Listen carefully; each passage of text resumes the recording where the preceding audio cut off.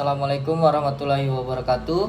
Perkenalkan, nama saya Aldi Dwi Yulianto dengan NIM 351280 dari kelas 1D D3 Administrasi Bisnis di Politeknik Negeri Ujung Pandang. Saya akan menjawab 7 soal ujian akhir semester Etika dan Hukum Bisnis. Nomor 1, jelaskan jenis-jenis organisasi bisnis. Yang pertama ada badan usaha perseorangan, yaitu usaha yang dimiliki oleh satu orang, dan biasanya pemilik merangkap juga sebagai pimpinan perusahaan. Contohnya seperti toko-toko yang ada di pinggir jalan, salon, dan bengkel. Kedua, ada badan usaha persekutuan, yaitu suatu bisnis yang dimiliki oleh 2 orang atau lebih yang telah bersekutu untuk melaksanakan usaha bersama dan dengan nama bersama.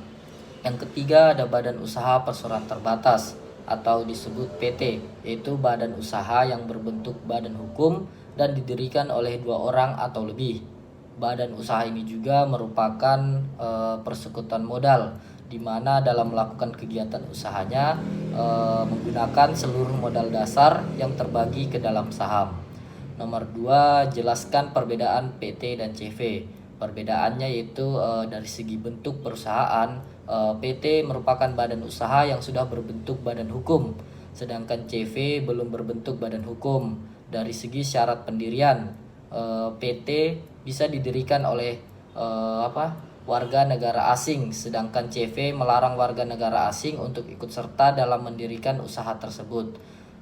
Dari segi modal, kalau PT modal pendiriannya sudah ditetapkan dalam undang-undang atau peraturan usaha yang ada di Indonesia, sedangkan CV tidak ada batasan modal dalam mendirikannya.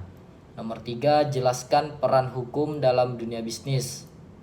Kita ketahui bahwa hukum dibuat untuk menciptakan kehidupan yang aman, tertib, dan tentram, sehingga peran hukum dalam dunia bisnis ini sangat penting, karena dengan adanya hukum bisnis secara umum dapat melindungi usaha kita dari segala resiko yang akan terjadi.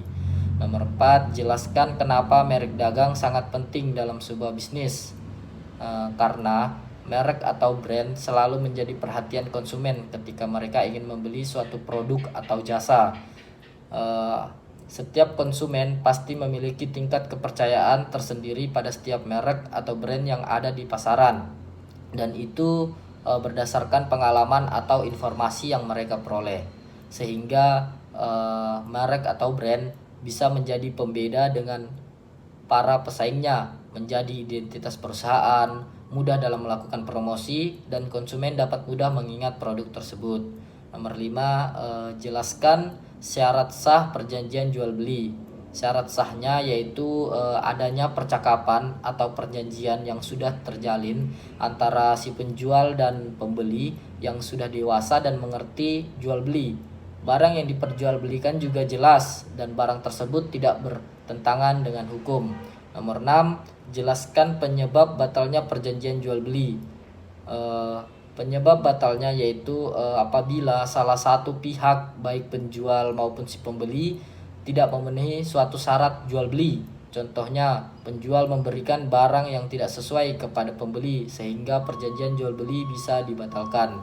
Nomor 7, jelaskan peran hukum bisnis internasional bagi perusahaan multinasional.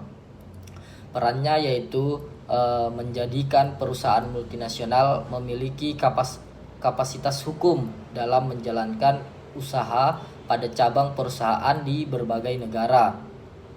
Dengan adanya kapasitas hukum tersebut juga, perusahaan multinasional dapat mengajukan gugatan apabila terjadi pelanggaran hukum internasional, dapat mengadakan dan membuat perjanjian, mampu untuk mempertahankan hak miliknya, serta memiliki kekebalan dan keistimewaan. Sekian dari saya. Assalamualaikum warahmatullahi wabarakatuh.